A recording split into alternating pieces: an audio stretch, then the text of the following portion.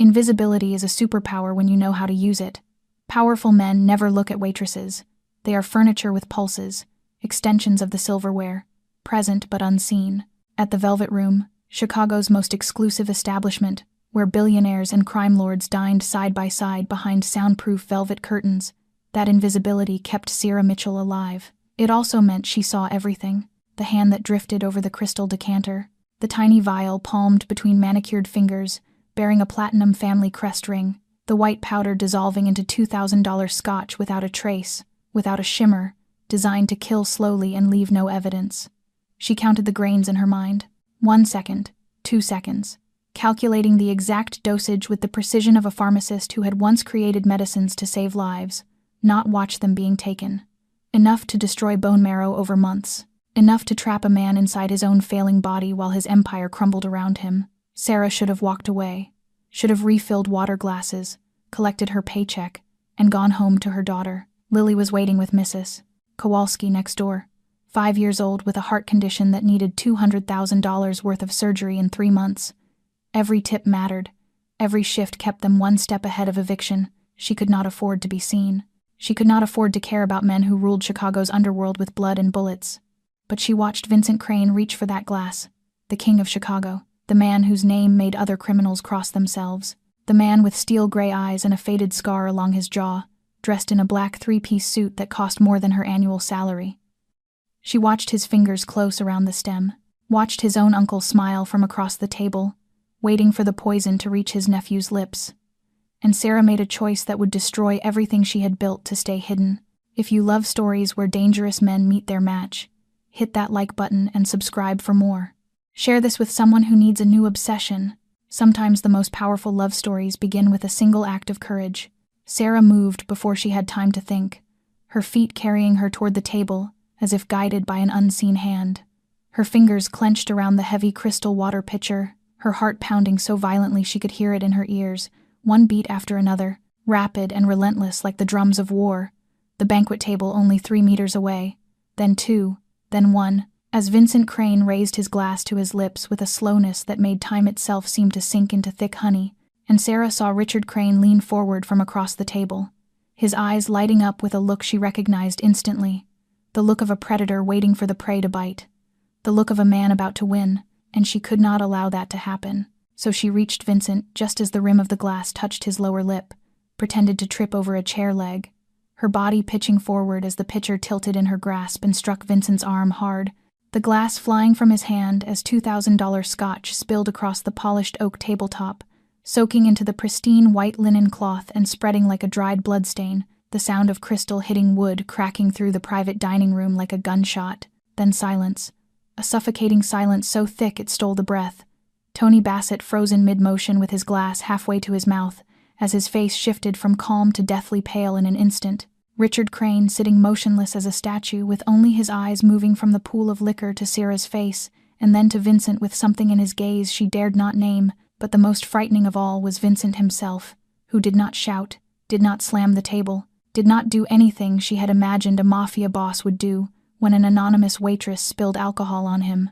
He simply turned his head and looked at her, steel gray eyes piercing straight through the shell she had spent 3 years building, through the simple black uniform, through the panicked expression she was struggling to perform, straight into the part of her she was hiding.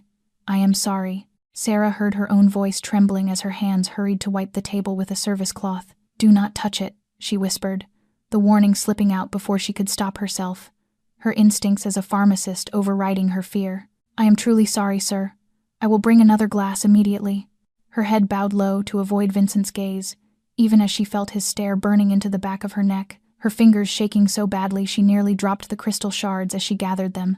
"No need," Vincent's voice low and cold as stone. She looked up to find him still watching her with an expression she could not decipher. "Clean it up." The private room door flew open as Grace Chen stormed in like a gale, the manager's face draining of color at the sight before her, as she seized Sarah by the arm and dragged her out without a word to the guests, offering only a bowed head and an apologetic look, the door slamming shut behind them. "Are you insane?" Grace hissed once they reached the corridor, her nails digging into Sarah's arm. "Do you know who that is? That is Vincent Crane. You just spilled a drink on Vincent Crane." "I know," Sarah swallowed hard. I tripped. Grace stared at her as if she had grown another head. You have worked here 3 years.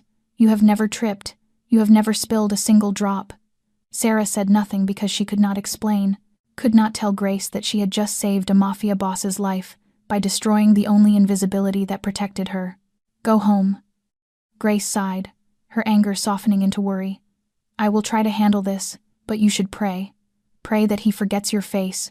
Sarah nodded, untied her apron, and walked toward the staff exit, each step heavy, as if weighted with lead, as she thought of Lily sleeping in the apartment next to Mrs. Kowalski's, thought of the $200,000 heart surgery, thought of everything she had built to survive in the shadows. All of it burned to ash just to save a man. She owed nothing. She pushed the back door open and stepped into the cold alley as November rain lashed her face like slaps. She drew in a deep breath, ready to run home, back to her daughter, back to the life she had tried to protect at any cost. And then a shadow stepped out of the darkness, tall, silent, blocking the only way forward. Miss Mitchell, a calm, even voice said, and Sarah recognized the man. Marco DeLuca, Vincent Crane's right hand. Mr. Crane would like to speak with you. Marco said nothing more. He simply stood there, blocking the alley like a wall of flesh. His cold gaze fixed on Sarah with the patience of a man who knew his prey had nowhere left to run, and Sarah glanced around to find towering brick walls on either side. The back door slammed shut behind her, and ahead of her only Marco in the darkness. She could scream, but who would hear? Who would care about a waitress dragged into a car in the middle of a rainy Chicago night? Follow me. Marco turned and walked away without checking whether she followed because he knew she would, because she had no other choice. And Sarah followed him back through the restaurant's rear entrance and up a service staircase she had never known existed, each step covered in thick red carpet that swallowed the sound of their footsteps, the narrow corridor leading to a heavy oak door at the end. Marco knocking twice, pausing for a single beat, then pushing it open, go in, and the room beyond stole Sarah's breath, not because of the luxury, though it was indeed luxurious, with a high ceiling crossed by dark wooden beams, glossy walnut-paneled walls, a fire burning in the corner casting dancing flames that threw ghost-like shadows across the room, a collection of rare whiskey bottles displayed in a glass cabinet behind a mahogany desk. But what truly took her breath away was the man seated in the shadows, Vincent Crane, sitting in a black leather chair behind the desk, his back resting in darkness with only half his face illuminated by the lone desk lamp, a whiskey glass glowing amber in his hand beneath the light, not drinking, only turning the glass slowly between long fingers as his steel-gray eyes locked onto Sarah. From the moment she crossed the threshold, the door closing behind her with a soft click that sounded like a death sentence. Sit down. Vincent gestured toward the chair opposite the desk, his voice low and never raised, yet carrying the undeniable weight of a command. And Sarah sat, her legs trembling, though she forced them still, reminding herself that she had survived 7 orphanages, survived the fists of an ex-husband, survived giving birth alone in a public hospital with $20 in her pocket, and she would not tremble before a mafia boss, even as her heart hammered against her ribs. Vincent watched her in silence as 1 minute passed, then 2, the silence thick like wet cement pressing down on her shoulders with every second. He was waiting for her to speak first, waiting for her to make a mistake, and Sarah said nothing because she had learned in those orphanage years that silence was sometimes the only weapon the weak possessed, until Vincent finally set the whiskey glass on the desk, the sound of crystal against wood crashing through the quiet room like thunder. Sarah Mitchell. He said her name as if tasting each syllable. 27 years old, employed at the Velvet Room for 3 years, living in a 1-bedroom apartment on the south side, a 5-year-old daughter named Lily with a congenital heart condition awaiting surgery. And Sarah felt the blood drain from her face because he knew everything. You have cleared my table 14 times in 3 years. Vincent continued in the same even tone, as though reciting a weather report, every time flawless, not a drop spilled, not a wasted movement. You move like a ghost, efficient and invisible. And he leaned forward so the lamp finally revealed his entire face, the scar along his jaw cutting through the firelight like a bolt of lightning, his gray eyes sharp as blades. But tonight you tripped. He emphasized each word. You, who have never tripped in 3 years. Suddenly stumbled at the exact moment I raised the glass to my lips. Sarah swallowed, feeling the trap tighten around her. It was an accident, she heard herself say, surprised by the steadiness of her own voice. I was tired. It was a long shift. I already apologized, and Vincent laughed. Not a warm laugh, but the laugh of a hunter when prey tries to play dead. You are not an ordinary waitress. He rose and circled the desk, stopping so close she could smell sandalwood and tobacco from his suit. I watched you all night. The way you move, calculating every step, the way your eyes scan the room like you are mapping escape routes, the way you reacted when Tony Bassett slipped something into my drink, and Sarah stopped breathing because he knew. He had seen everything. You look without looking, Vincent said as he bent down, bracing his hands on either arm of her chair and trapping her between them, his face only inches from hers, gray eyes burning into hers with an intensity that could scorch. You observe, you calculate, and you decide to act. That was not an accident, Sarah. That was a choice. His breath brushed her skin, warm and dangerous. And now you are going to tell me why an anonymous waitress would risk everything to save the life of a man like me. Sarah held his gaze, knowing that lying would not work. This man had built an empire on reading people, and would see through any falsehood she tried to offer. Yet the truth could kill her. Lying to me has been the final mistake of many people, Vincent whispered, his voice soft as velvet and sharp as a blade. And you have a daughter waiting for you at home. The word struck her like a punch to the gut. Lily, her daughter, the only reason she woke each morning, the only reason she endured anything at all. So I will ask you one more time, Vincent said as he gripped her chin and forced her to meet his eyes. Why did you save me? Sarah felt Vincent's fingers tighten around her chin. Not hard enough to cause pain, but firm enough to remind her that he could break her whenever he chose. His gray eyes fixed on her without blinking, patient and ruthless, like the gaze of a man accustomed to waiting for answers from those who did not wish to speak, and she knew he would not ask a third time. So Sarah drew a deep breath and thought of Lily, of her daughter's tooth-gapped smile whenever she came home from a shift, of the way Lily clutched her worn stuffed bear each night and begged her mother for fairy tales, of the tiny heart beating weakly in her child's chest as it waited for a surgery she had no idea how to pay for. She could not die here, not tonight, not while Lily still needed her. I saw it. Sarah heard her own voice emerge rough and exhausted. I saw someone put something into your drink. Vincent released her chin but did not step back, still standing there, like a wall blocking the light from the desk lamp. Who? Sarah hesitated for a single second, knowing that what she was about to say could end her life in a different way, but lying would be even more dangerous. The man sitting to your right. She swallowed hard, wearing a gray suit, salt and pepper hair, a gold ring on his pinky. Vincent did not react. Not a single muscle in his face moved, but Sarah noticed his eyes darken by a shade like the sky before a storm. Tony Bassett. He said the name, as if spitting something bitter from his mouth. You saw him put what into the glass? White powder. Sarah closed her eyes, trying to recall exactly what she had seen. Very fine, dissolved almost instantly, colorless and odorless once mixed. He hid it in his palm and dropped it in while you were speaking to someone else. Vincent narrowed his eyes. How do you know it was not sugar? Or salt? Or something harmless? The question froze her because she had already said too much, revealed too much, but it was too late to turn back now, because sugar does not dissolve instantly in alcohol. She opened her eyes and met Vincent's gaze. Salt does not either. Whatever it was dissolved like water, which means it was designed to dissolve in an alcoholic solution without leaving a trace. Only a limited number of compounds can do that, and most of them are poisons. Vincent studied her for a long moment, and when he spoke, his voice carried a new tone. No longer threatening, but purely curious. You know this because... Sarah weighed her options for a few seconds. She could keep pretending, could invent a story, but the man standing before her had built an empire on detecting lies, and he would know, and when he knew she would die. I was a pharmacist. The words left her lips as if they had a will of their own. I studied pharmacology for 7 years. I know most known toxic compounds and how they react with different solutions. Vincent stepped back one pace, and for the first time that night she saw something other than cold calculation on his face. Surprise, and something else she could not read. A pharmacist, he repeated as though tasting the word. Then why is a pharmacist pouring water for criminals in a restaurant? Sarah let out a dry laugh devoid of humor. Because I am not a pharmacist anymore. I lost my license, my job, everything. She paused, swallowing the knot in her throat. And I have a daughter who needs heart surgery in 3 months. That surgery costs $200,000. I do not have $200,000. I do not even have 2,000, so I carry plates and hope the tips are enough to keep her alive one more day. Vincent walked to the desk and poured himself a fresh whiskey. He did not drink, only held the glass and watched the light refract through the amber liquid. How did you lose your license? The question stabbed an old wound, and memories surged like a tide.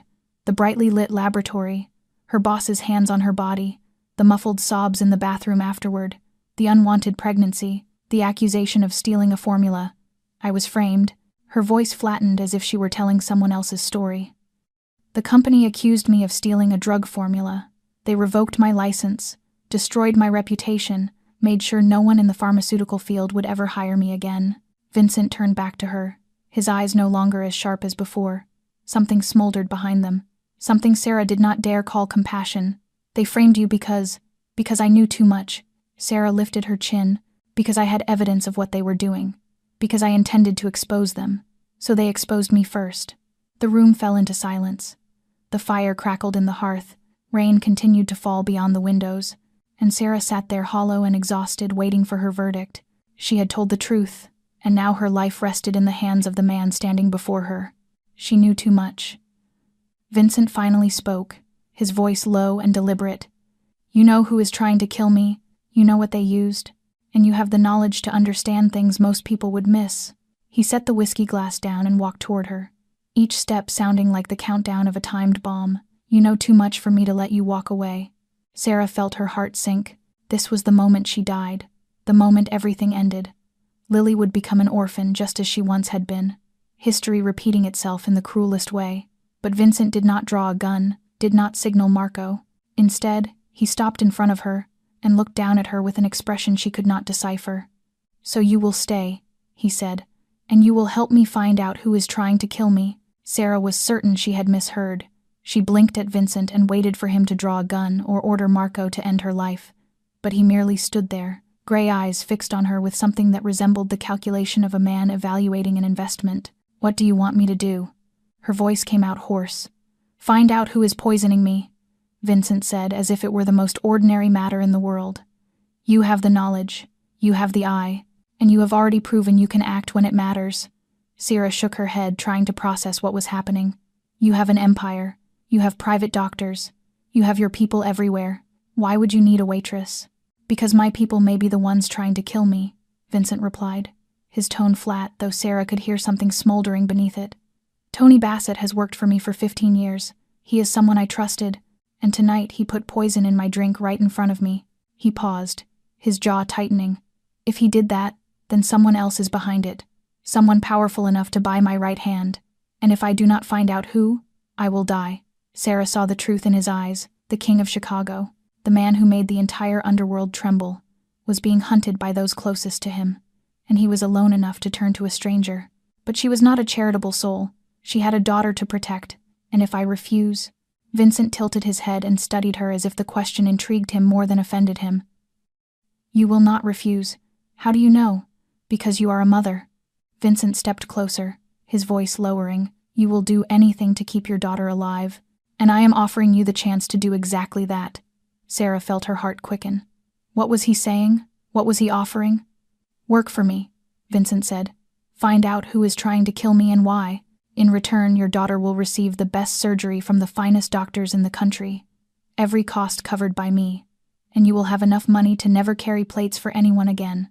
$200,000, the number she had calculated and worried over through countless sleepless nights, the sum she knew she would never reach no matter how hard she worked.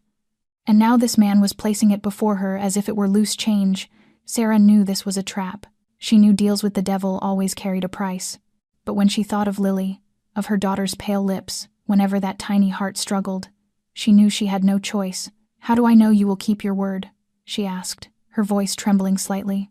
Because I am Vincent Crane, he answered without arrogance, simply stating a fact. I kill those who betray me, but I never break a promise.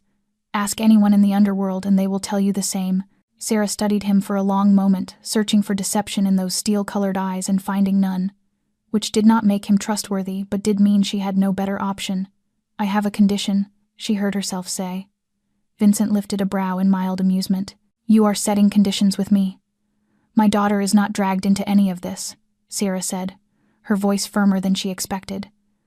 Lily does not know who you are, does not know what I do for you. She is safe, protected, and completely removed from anything dangerous, That is my only condition." Vincent looked at her for a long moment, then nodded. A small motion waited like an oath. "I do not harm children," he said, his voice carrying a tone Sarah had not expected, almost gentle. "Your daughter will be safe. You have my word." She did not know why, but she believed him. Perhaps because of the way he spoke about children, perhaps because of the fleeting change in his eyes when he mentioned Lily, perhaps because belief was the only thing she had left. "So, do we have an agreement?" Vincent extended his hand. Sarah stared at it. The hand of a killer, the hand of a boss, the hand of a man who could save her daughter or destroy them both. She thought of Lily sleeping in their damp apartment, of that fragile heart beating weakly, of the 3 short months before time ran out. Then she placed her hand in Vincent's. "We have an agreement." His grip was warm and steady, not too tight, not too loose, just firm enough for her to understand this was a pact, sealed with blood and honor, by those who had nothing left to lose. "Marco will take you home tonight." Vincent released her hand. "Tomorrow morning someone will come for you and your daughter. You will move somewhere safer, and we will begin the work." Sarah rose on trembling legs. She had just sold her soul to the devil. But if the devil could save her child, then hell was worth entering. She walked to the door and grasped the handle. But before turning it, she looked back at Vincent one last time. "Why do you trust me?" she asked. "Why do you not think I will betray you like Tony Bassett?" Vincent met her gaze, and for the first time that night the corner of his mouth lifted into a faint smile. "Because you have something to lose," he replied. "And people with something to lose are always more loyal than those driven only by greed." Sarah said nothing more. She opened the door and stepped out, leaving behind the dark room and the man sitting alone in the shadows. She did not know whether she had just stepped into heaven or hell, but she knew her life would never be the same again. Morning came far too quickly, and Sarah barely slept at all, lying awake on the worn-out bed in the damp apartment, listening to Lily's steady breathing beside her, and wondering what she had done. And when the first light of dawn slipped through the torn curtain, she sat up and looked around the room. She had called home for 3 years. The walls blotched with yellowing damp stains, cockroaches crawling in the kitchen corners. She had tried to exterminate hundreds of times, only for them to return. Stacks of debt collection letters piled on the table, crimson envelopes like blood, reminding her of money she did not have. And Lily, her daughter, sleeping on a bed with sheets washed so many times they had faded to gray, her lips tinged blue even in sleep, because that tiny heart had to work too hard. And Sarah told herself she had been right to accept the devil's bargain. "She had to be right, Mama." Lily's voice drifted up, drowsy and sweet. "Why are you up so early?" Sarah turned and smiled, the smile she had practiced for years, the smile that said everything was fine, even as the world collapsed. "Sweetheart, today we are moving somewhere new." Lily sat straight up, eyes wide. "Somewhere new? What kind of place? Like an adventure?" Sarah said as she smoothed her daughter's hair and struggled to keep her voice calm. "A bigger apartment, a prettier one. You will have your own room, new toys, someone to take care of you when Mama goes to work." Lily's eyes lit up. Then she tilted her head with the sudden perceptiveness of a child. "But Mama, where will we get the money?" The question pierced straight through Sarah's heart. Her daughter was only 5, and already worried about money, already knew it was something they did not have, had already learned not to ask because she understood her mother could not give. "Mama has a new job," Sarah said, and it was not entirely a lie. "A job that pays very well, well enough that we can live more comfortably." Lily studied her with eyes far older than her years, then nodded as if choosing to believe her mother no matter what. "Then I like adventures." They packed in silence, which did not take long because they owned so little.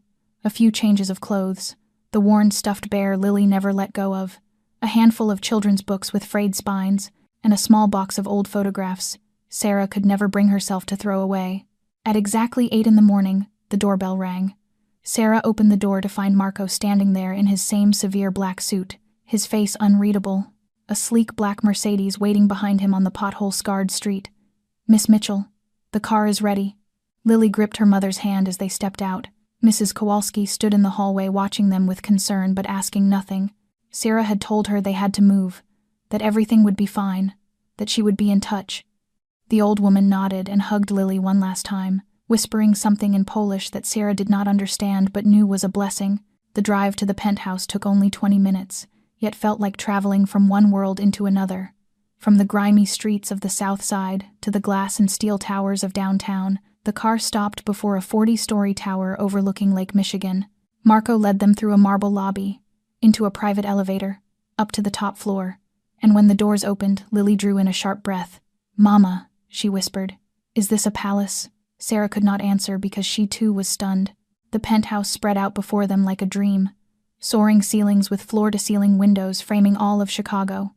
Polished walnut floors, cream leather sofas, an open kitchen with white marble counters, and light. Sunlight flooding every corner, warm and brilliant, utterly unlike the dim apartment they had just left. Lily let go of her mother's hand and ran to the windows, pressing her face to the glass as she looked down at the city. "Mama, I can see the lake.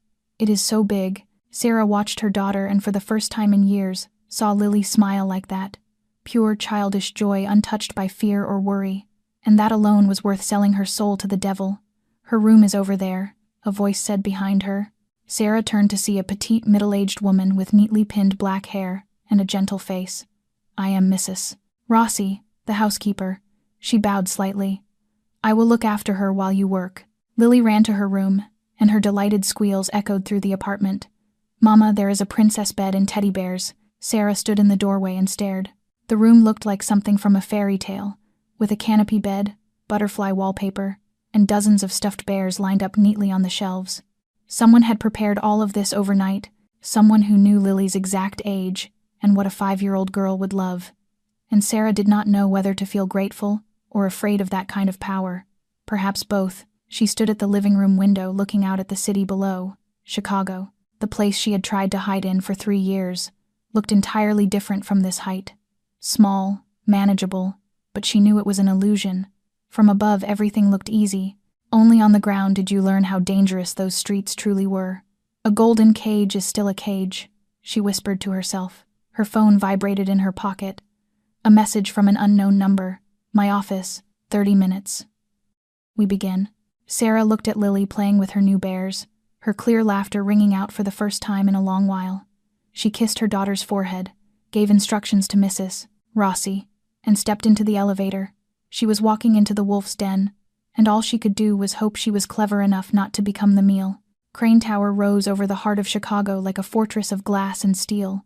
45 floors of absolute power crowned by a stylized platinum crane glowing at the summit. And as Sarah stood before the main entrance and looked up, she felt smaller than she ever had. She had once worked for a major pharmaceutical company and had been accustomed to corporate towers and high-level meetings, but that belonged to another life. In this one, she was only a waitress, with worn heels and an uncertain future. Marco met her in the lobby and escorted her through layers of security. Fingerprint scanners, facial recognition, cameras at every corner, security personnel in black suits, standing rigid as statues with eyes tracking her every step.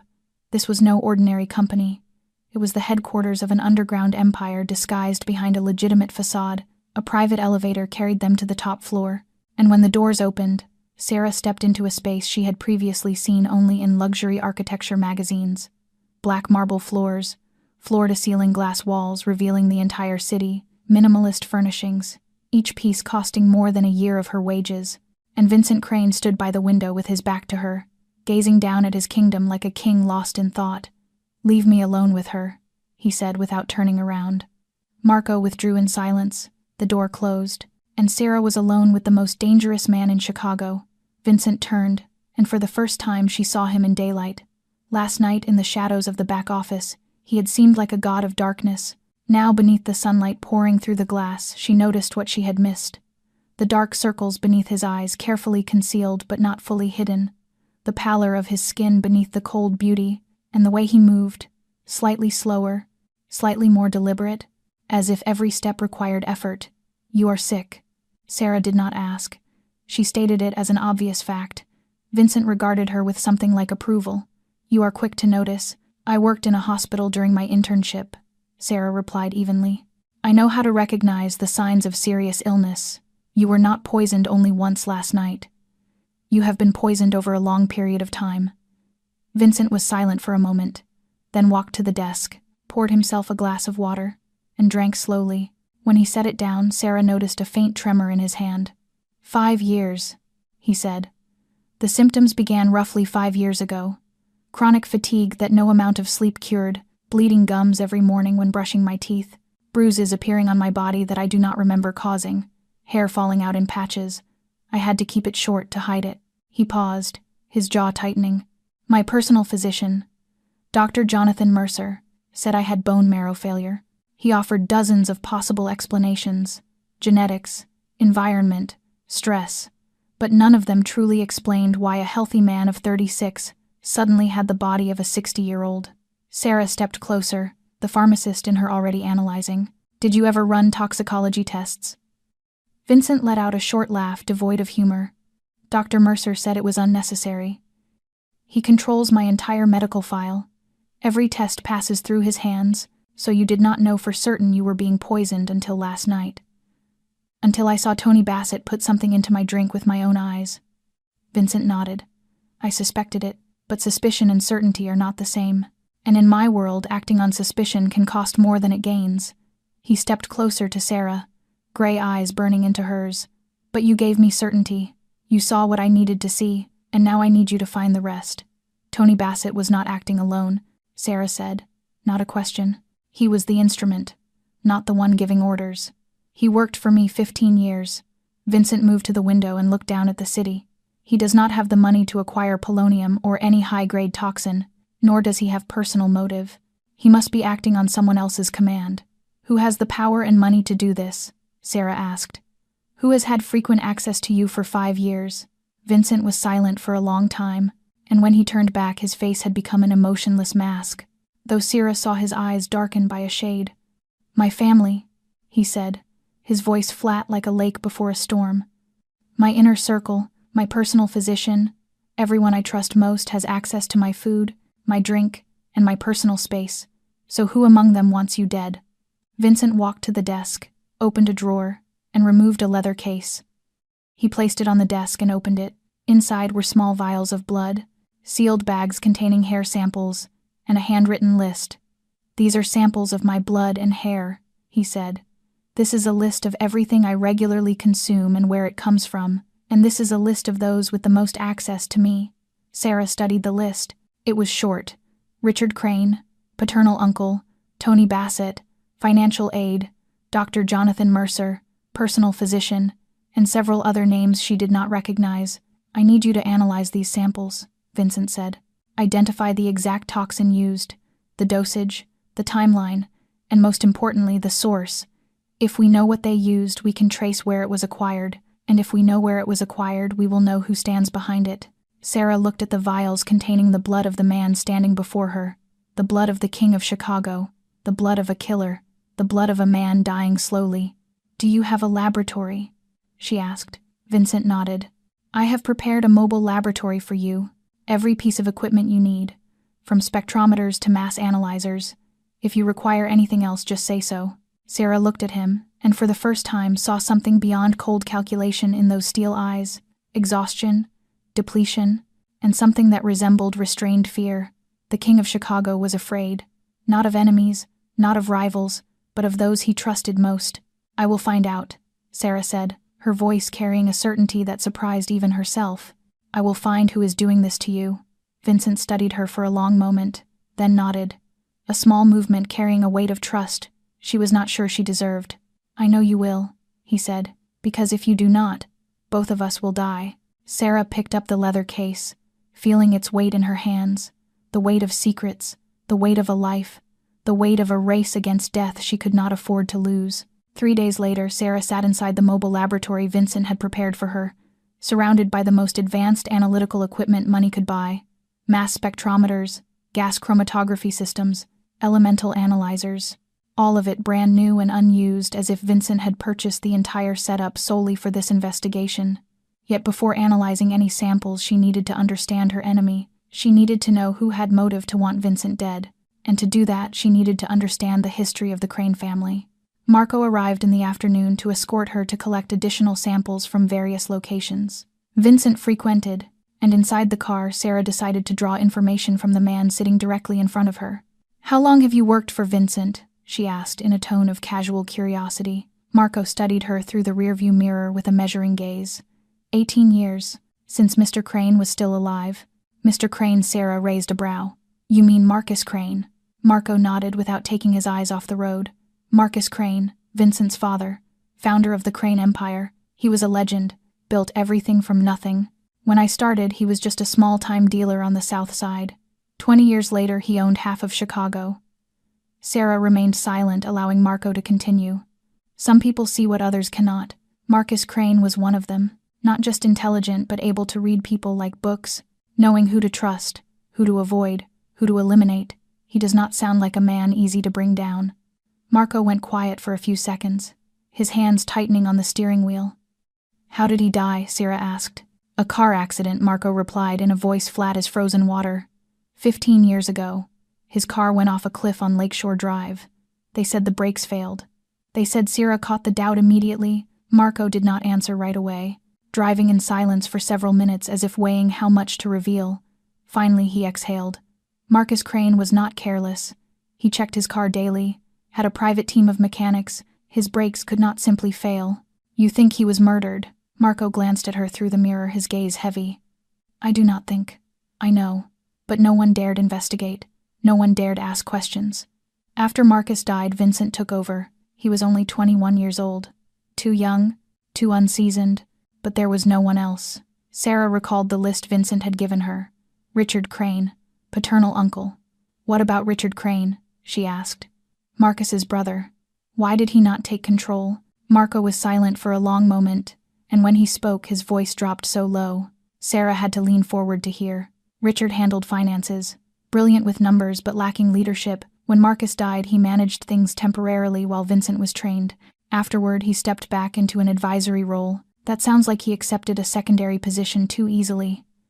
Marco did not reply, and his silence spoke louder than words. Sarah stared out the window, watching Chicago streets slide past as a picture began forming in her mind. An empire built by a genius. The genius dies in a suspicious accident. His brother manages briefly, but power ultimately passes to the nephew. And now, 15 years later, that nephew is dying slowly from poison. Who benefits most if Vincent dies? She asked, knowing she was asking a dangerous question. Marco stopped the car in front of an old building on the north side, shut off the engine, and turned to face her with eyes worn by years of witnessing too much. You are intelligent, he said. You already know the answer. Sarah nodded. Richard Crane. If Vincent dies without an heir, Richard becomes the only family member able to take control. The empire becomes his. Marco opened the door but paused before stepping out. I cannot tell Mr. Crane what I suspect, he said gravely. Richard is his uncle, the man who stood by him when Marcus died, the man who taught him everything about running the empire. If I am wrong, I will destroy the only family bond he has left. And if you are right, Marco looked at her, his gaze heavy, then Vincent will learn that the man he loved like a father murdered his real father and is now murdering him. He stepped out of the car. You are an outsider, he said over his shoulder. You can uncover the truth without emotion, clouding your judgment. Find proof and let the proof speak for you. Sarah stepped out of the car, her mind reeling with new revelations. She was no longer investigating a poisoning. She was unraveling a 15-year conspiracy, one that may have killed Vincent's father and was now killing Vincent himself. And if Richard Crane truly stood behind it all, then he was not merely a murderer, but a monster wearing the face of family. And she would have to prove it. That night, Sarah did not sleep. She sat inside the mobile laboratory installed in a separate room of the penthouse, cold fluorescent light washing over test tubes and analytical instruments, while Lily had long since fallen asleep under warm blankets after Mrs. Rossi read her fairy tales, and Sarah now faced the secrets hidden in the blood of a Mafia king. She began with the blood sample, the preparation process taking nearly 2 hours, step by step, careful and precise, just as she had been trained, centrifuging to separate plasma, adding buffer solutions, preparing the sample for the mass spectrometer, and when she loaded it into the machine and pressed start, she leaned back and waited, her heart steady with the practiced patience of someone accustomed to laboratory work. 30 minutes later, the results appeared on the screen. Sarah studied the numbers and graphs, her brow tightening. She reran the process once, unable to believe what she was seeing. Then a third time, the results remained unchanged. Polonium-210. The highly toxic radioactive substance she had suspected from the very first night she saw Tony Bassett slip powder into Vincent's drink. Yet what shocked her was not its presence but its concentration. The levels in Vincent's blood were not high enough to kill immediately. It was a stabilized, diluted isotope variant, designed for microdosing. Someone had been introducing this modified polonium into his body in small, regular doses over a long period of time, killing him slowly, day by day, week by week, like watching a candle burn down to the wick. Sarah moved on to the hair samples, hair being the body's biological journal recording everything that passes through the bloodstream over time. If analyzed correctly, it could reveal when the poisoning began. She cut the hair into small segments, each representing roughly 1 month of growth, then analyzed them one by one, starting from the root closest to the scalp and moving outward toward the tip. The results unfolded like a horror story written in the language of chemistry. The segment nearest the root, representing the most recent month, contained the highest concentration of polonium. Farther along the strand, the levels decreased, but never disappeared. Sarah calculated silently, matching hair length to average growth rate, 5 years. Polonium had been present in Vincent's body for approximately 5 years, exactly matching the timeline he had described when his symptoms first began. She sat motionless before the screen as the implications crashed over her. 5 years of systematic poisoning. Not a single incident, not an accident, but a long-term plan executed with patience and chilling cruelty. The perpetrator did not simply want Vincent dead.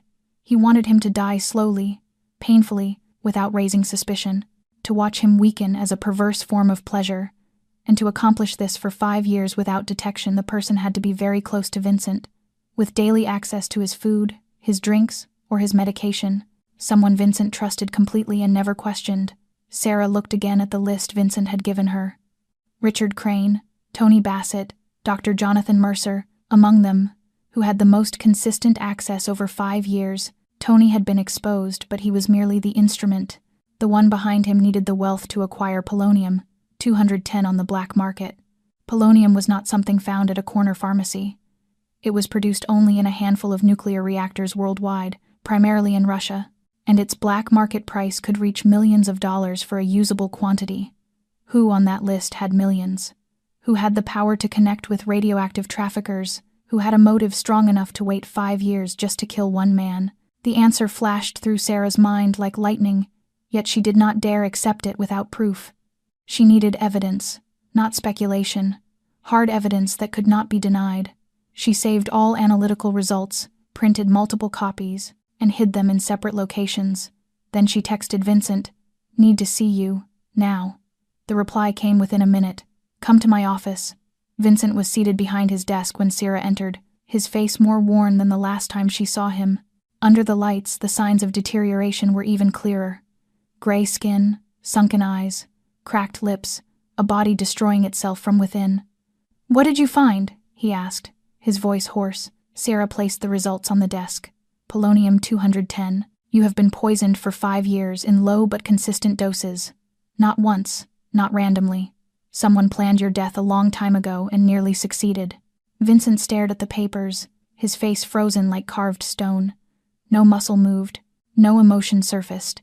Yet Sarah saw his hand curl into a fist on the desktop, knuckles bleaching white. 5 years, he repeated, his voice flat in a way that chilled her. Someone has been killing me for 5 years and I never knew. Sarah nodded. And that person must be very close to you, with daily access, and enough money and connections to acquire polonium on the black market. Vincent looked at her, his steel-gray eyes now dark as a moonless night. You are talking about Richard? I do not yet have direct proof, Sarah said, but he fits every criterion: power, wealth, access. And if what I have heard about your father's death is true— She stopped. Vincent raised a hand to halt her. He picked up the list and read each name again, as if searching for an alternative answer. An enemy who was not bound by blood, but in the end his gaze stopped on one name, and Sarah saw something fracture inside those steel eyes. 2 days later, Marco brought Sarah to Richard Crane's private office, while he was reportedly out of town for a business meeting. At least that was what they had been told, and Sarah did not know whether the meeting was real or fabricated. She only knew this was her one chance to gather evidence without being detected. Richard's office sat on the 38th floor of Crane Tower, just 7 floors below Vincent's, close enough that he could ride the elevator up to see his nephew at any time, close enough that he could control everything. Vincent ate or drank without arousing suspicion. Marco stood guard outside the door, while Sarah went in. She had 30 minutes, no more. The room was furnished with a classic aesthetic entirely unlike Vincent's modern minimalism. An elaborately carved oak desk, floor-to-ceiling bookcases filled with leather-bound volumes, and on the wall framed family photographs displayed with reverence. Sarah stopped before an old photograph in which Marcus Crane stood at the center, tall and imposing, with one hand on a young Vincent's shoulder and the other on Richard's. Three men facing the camera with three different smiles, Marcus smiling with the confidence of a man who owned the world, Vincent smiling shyly like a boy on the brink of adulthood, and Richard smiling in a way that never reached his eyes. Sarah photographed the picture with her phone and began to search, opening drawers, flipping through files, carefully returning everything to its exact place after inspection. Most of it was routine financial documentation, tax reports, business contracts, accounting ledgers, but then she found a locked cabinet in the corner of the room. Small, discreet, almost hidden behind a large potted plant. She looked around for a key and found none. Yet life in 7 orphanages had taught her many things, including how to open a simple lock with a hairpin. 2 minutes later, the cabinet door swung open. Inside sat a white porcelain teapot with blue patterns.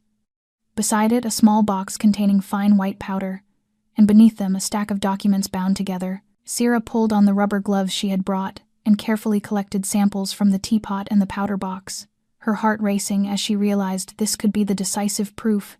If the teapot tested positive for polonium, it would mean Richard had used it to poison Vincent directly. She photographed everything from every angle, every detail, making sure nothing was missed. Then she opened the stack of papers and began to read. Invoices, dozens of invoices from a company called Eastgate Chemical Supplies, based in Prague in the Czech Republic, each invoice totaling 6 figures paid through a Swiss bank account, and the recipient's signature listed as Tony Bassett.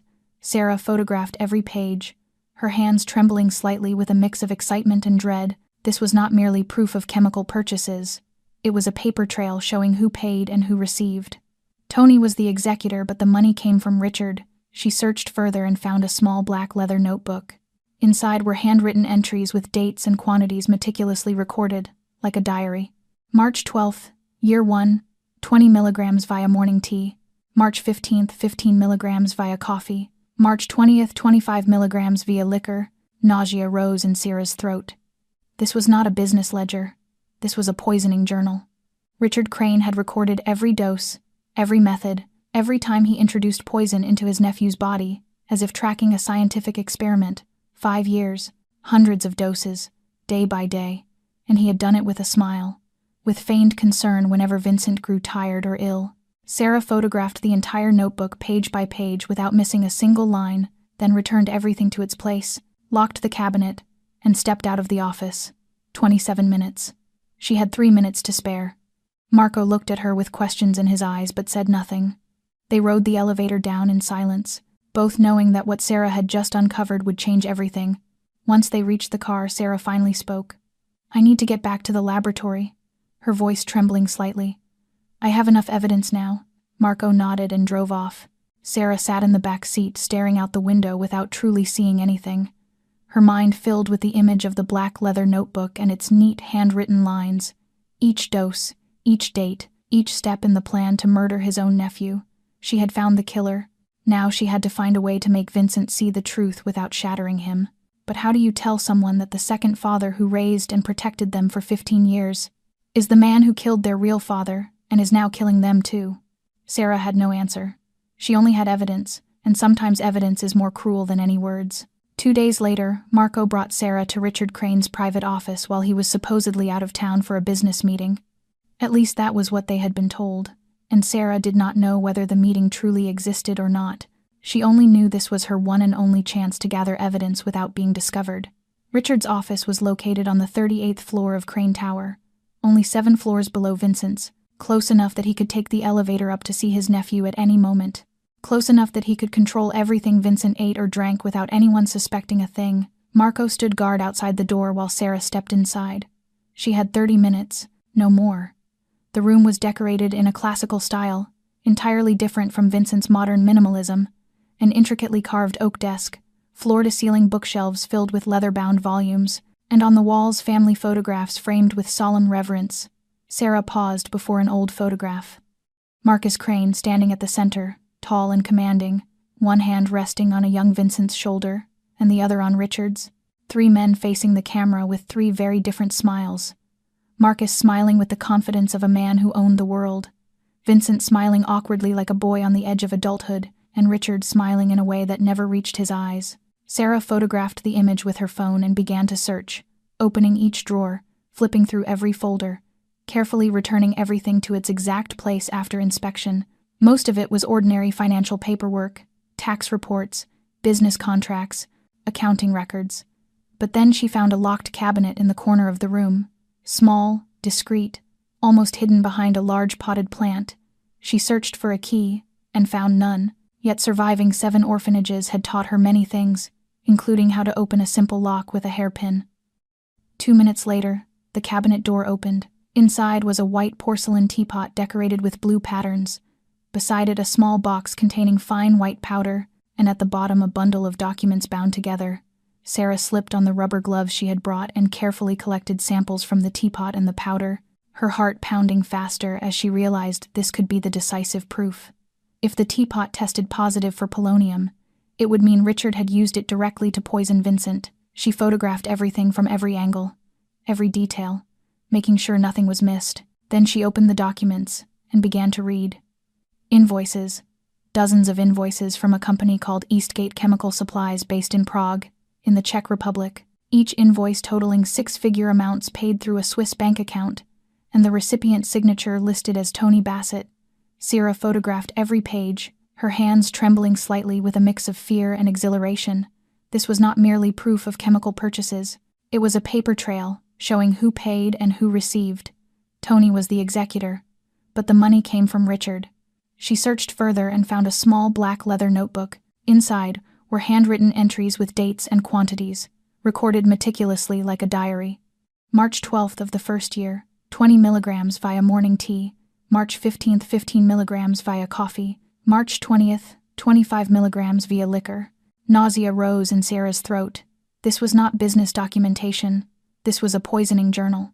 Richard Crane had recorded every dose, every method, every instance of introducing poison into his nephew's body as if tracking a scientific experiment.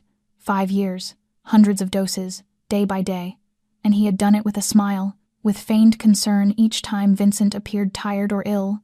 Sarah photographed the entire notebook page by page without missing a single line, then returned everything to its place, locked the cabinet, and stepped out of the office. 27 minutes. She still had 3 minutes to spare. Marco looked at her with questions in his eyes but said nothing. They rode the elevator down in silence, both knowing that what Sarah had uncovered would change everything. When they reached the car, Sarah finally spoke. "I need to get back to the laboratory," her voice trembling slightly. "I have enough evidence now." Marco nodded and drove away. Sarah sat in the back seat staring out the window without truly seeing anything, her mind filled with the image of the black leather notebook and its neat handwritten lines. Each dose, each date, each step in the plan to murder his own nephew. She had found the killer. Now she had to find a way to make Vincent face the truth without shattering him. But how do you tell someone that the second father who raised and protected them for 15 years is the man who murdered their real father and is now murdering them as well? Sarah had no answer. She only had evidence, and sometimes evidence is more cruel than any words. Sarah sat across from Vincent in his office, the leather briefcase heavy with evidence resting on the desk between them like a bomb waiting to detonate. Outside the glass, Chicago sank into dusk, as the sky shifted from orange to purple and then to black like a spreading bruise. She had spent the entire day analyzing the samples taken from Richard's office, and the results left no room for doubt. The teapot tested positive for polonium-210. The powder box contained the toxin in a purity strong enough to kill 10 people, and the notebook recorded each dose like a handwritten indictment from the killer himself. She laid each piece of evidence on the desk, arranging them in logical order, the way she had done hundreds of times back when she worked in pharmaceutical laboratories. Photographs of invoices from Eastgate Chemical Supplies, lab results from the teapot samples, photographs of every page of the notebook, and finally a flowchart tracing money from Richard's secret account through Tony Bassett to the chemical supplier in Prague. "This is the evidence," Sarah said, her voice steady the way she had practiced all night. The pharmaceutical-grade diluted polonium was purchased through a shell company in Eastern Europe. Tony Bassett signed for delivery, but the payments came from Richard Crane's personal account. And this notebook, she paused and swallowed. This notebook records every dose he administered to you over the past 5 years. Every day, every milligram, every method. Vincent did not look at the evidence. He looked at Sierra, his steel-gray eyes now empty like twin voids. "Are you certain?" 100%, Sarah answered. "I ran every test 3 times. There is no error. Richard Crane killed your father 15 years ago, and has been killing you for the past 5 years. Silence followed, stretching so long Sarah could hear her own heartbeat. She watched Vincent and waited for something. Anger, grief, denial, anything. But he remained seated, motionless as stone, staring into nothing with the gaze of a man whose soul had just been torn out. Then he stood, slowly, mechanically, like a puppet pulled by invisible strings. He walked to the window and turned his back to her, looking out at the city slipping into darkness. "After my father died," Vincent said, his voice low and distant as if coming from somewhere deep underground. "I was only 21. I knew nothing about running an empire. I was afraid of failing, afraid of not being worthy of him, afraid everything would collapse because I was not strong enough." He stopped, his shoulders trembling slightly. "Richard stayed with me. He taught me how to read people, how to negotiate, how to decide. He stayed up late with me on nights I could not sleep under the weight of it all. He told me my father would be proud of me." His voice broke. "He told me he loved me like a son." Sarah did not know what to say. She sat still as she watched the steel wall Vincent had built over a lifetime begin to fracture piece by piece. The King of Chicago, the man who made the entire underworld tremble, was collapsing before her eyes under the betrayal of the last family member he believed he had. And then the wall shattered.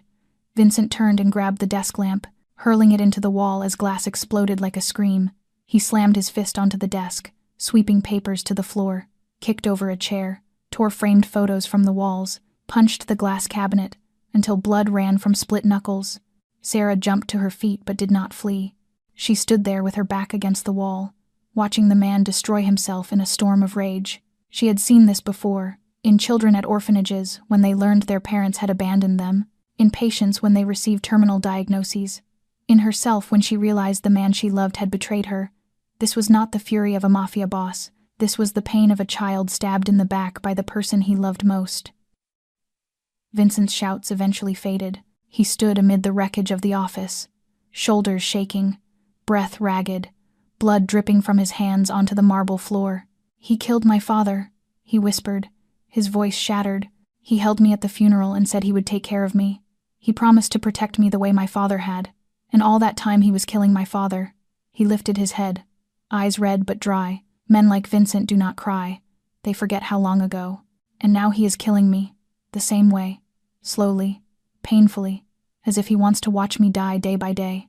Sarah stepped closer, her shoes crunching on broken glass, but she did not care. She stopped in front of him, looked up into his agony-filled eyes, and did something she never imagined she would do with a mafia boss. She placed her hand on his shoulder. Vincent stiffened, his body taut as wire as if bracing for an attack. Perhaps he was too used to every touch carrying pain or hidden intent, but Sarah demanded nothing. She simply stood there, her small hand resting on his shoulder, a fragile anchor in the storm tearing him apart from the inside.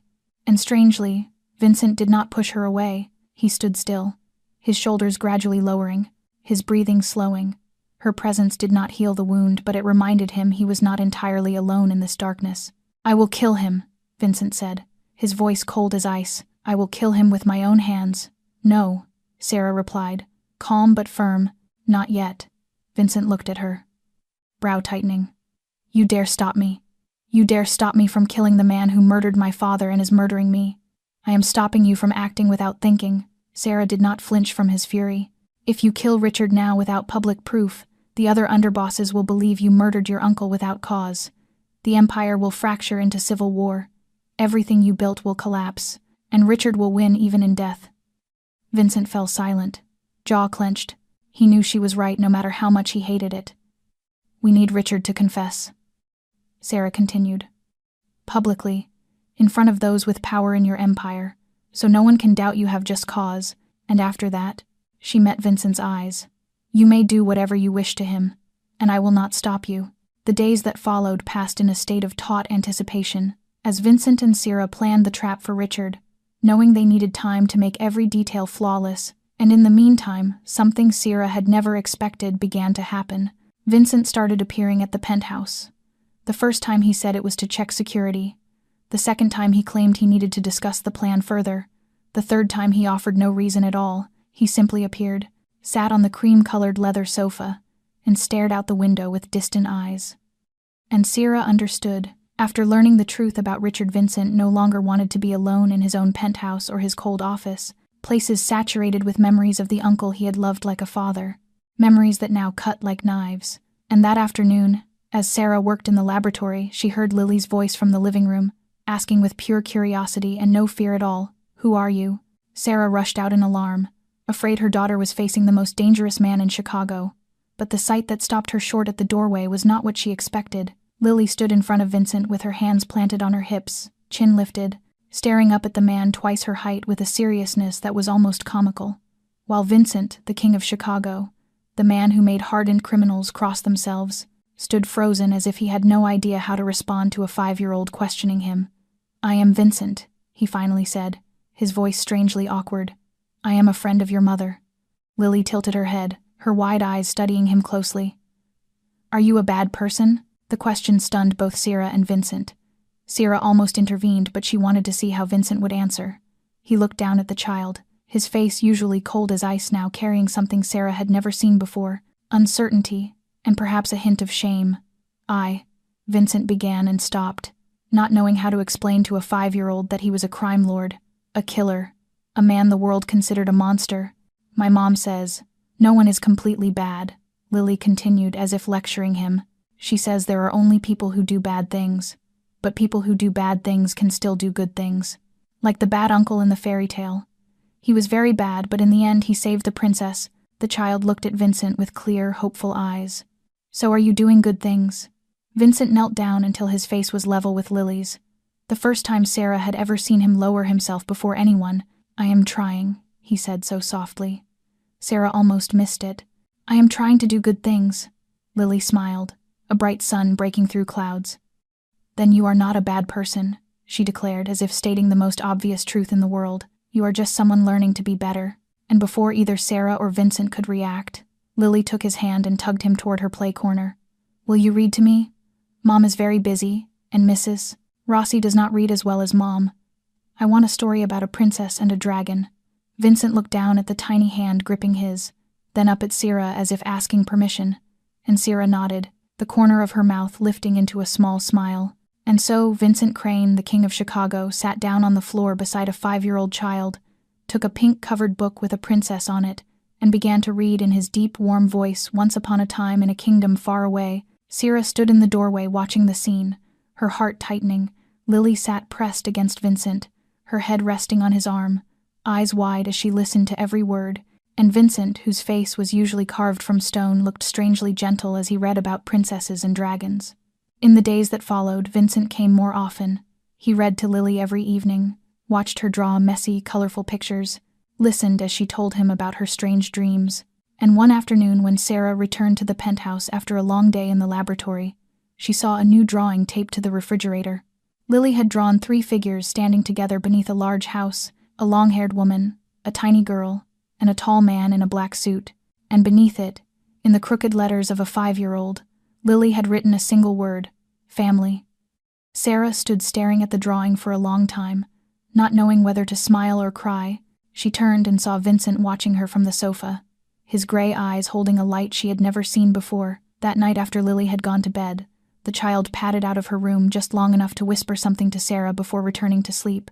"Mommy, Uncle Vincent is very sad," Lily said seriously. "He needs a friend. You have to be his friend, okay?" That night Sarah woke to an unfamiliar sound coming from the living room.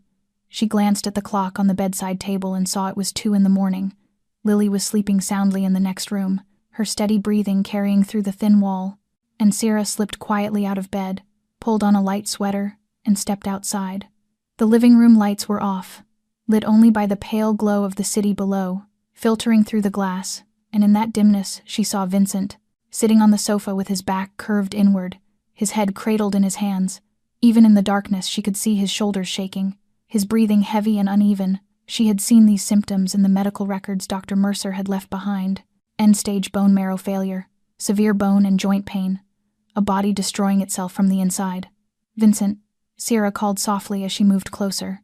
He lifted his head, his face paper pale under the faint city light.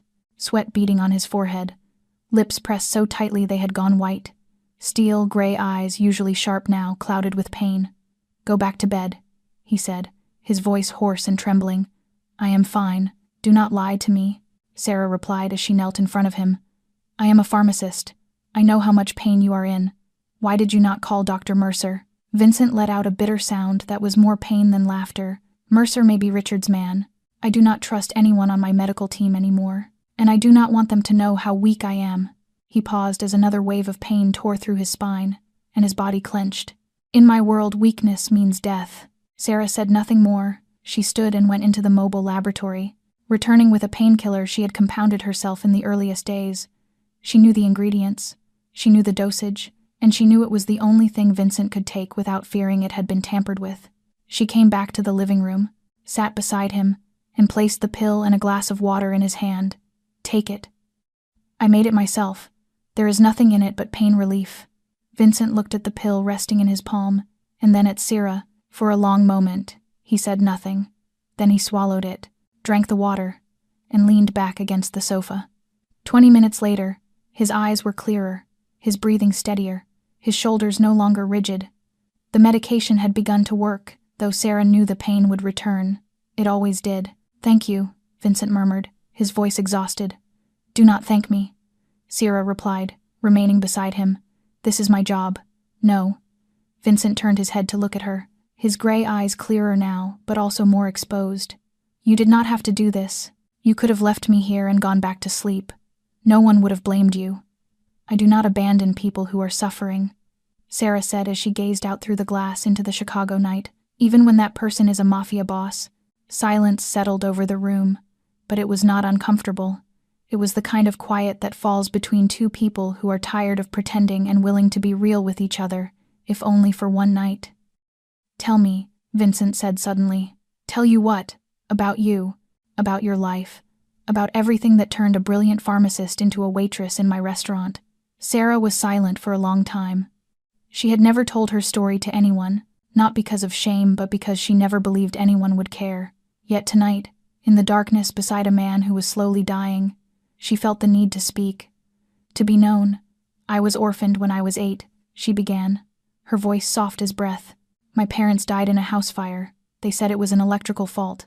I do not know if that was true. I only know that one night I went to sleep with my parents, and the next morning I woke up in a hospital and they told me I had no one left." She spoke of 7 orphanages, each worse than the last, of beatings, of hunger, of teaching herself enough to earn a university scholarship because it was the only escape from the system. She told him about becoming a pharmacist, about the pride of feeling valuable for the first time in her life, then about her boss, about that night in the laboratory, about fighting and losing, about the unwanted pregnancy she chose to keep because it was the only thing that truly belonged to her, about being framed to silence her, about the husband she met at her lowest point who beat her, took her money, and left when he learned Lily had a heart condition.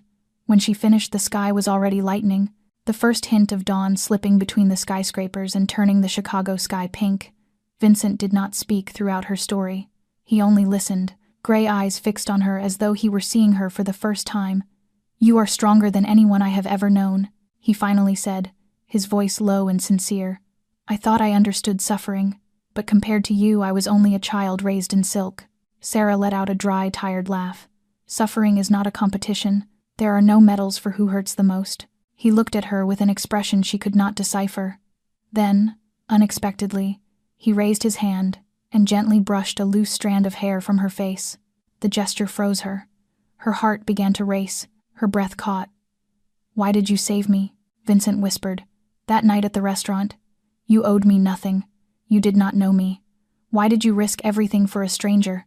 Sarah did not know the answer, or perhaps she did and was afraid to admit it.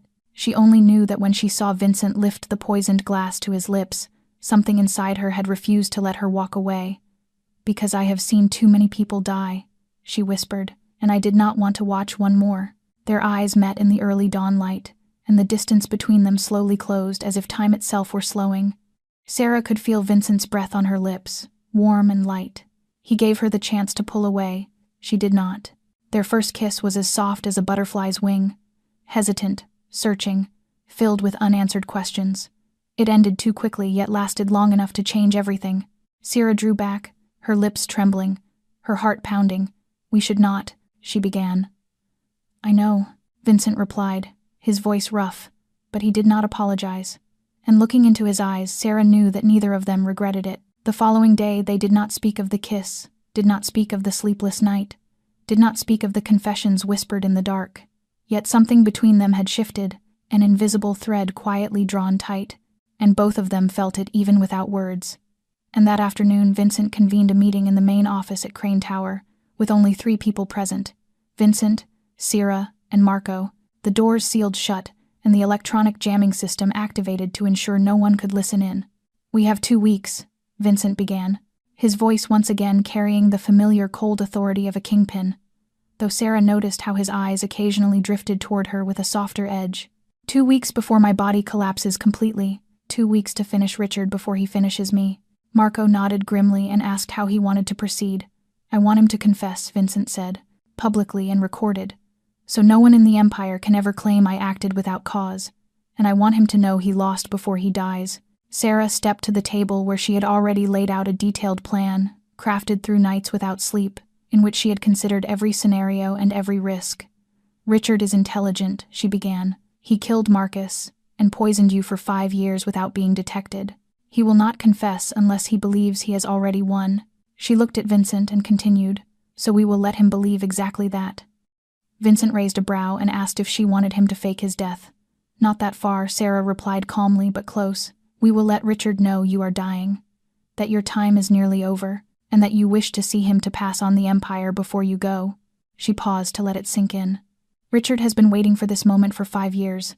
That is why he poisoned you slowly instead of killing you outright. He wanted to watch you weaken, to watch you suffer, and most importantly, he wanted to receive the Empire from your hands legally as if it were the final wish of a dying nephew." Marco nodded in understanding and said Richard would not be able to resist that temptation after 15 years of waiting.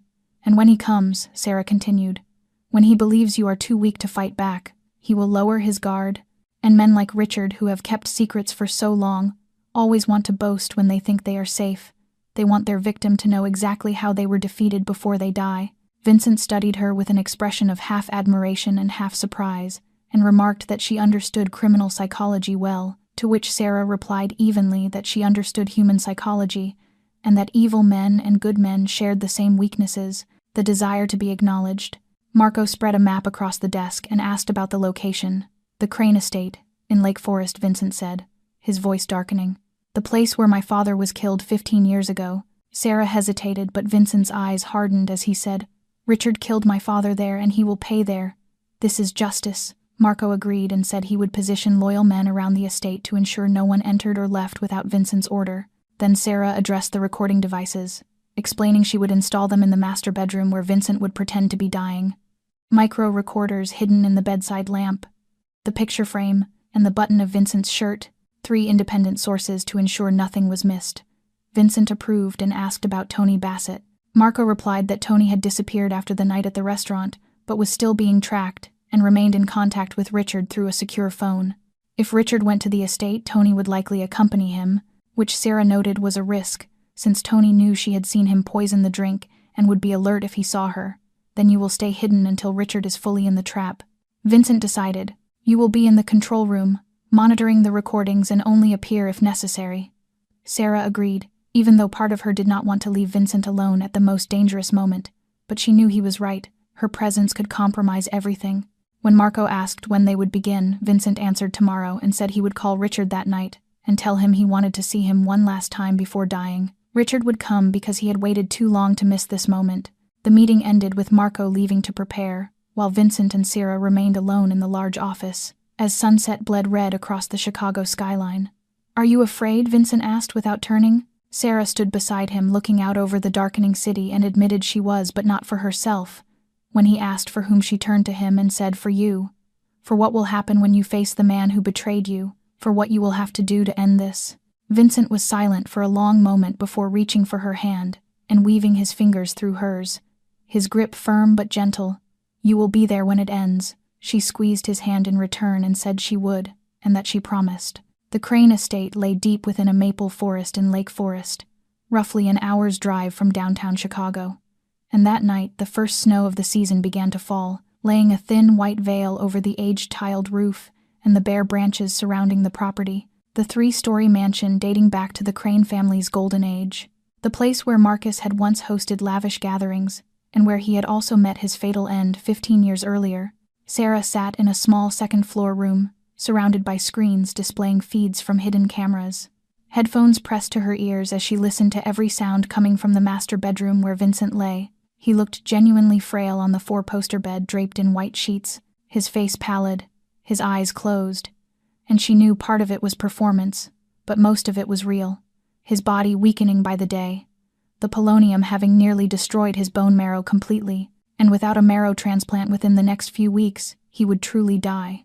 Headlights appeared outside, and through the camera, Sarah saw Richard Crane step out of a black Bentley, dressed in a gray cashmere coat, silver hair neatly combed, his face wearing the flawless expression of a concerned uncle coming to see his dying nephew. An expression that would have fooled her too if she did not already know the truth. Marco greeted Richard at the front door and escorted him upstairs, their footsteps echoing along the oak staircase, the soft creak of old boards sounding like the mansion itself, sighing as history repeated.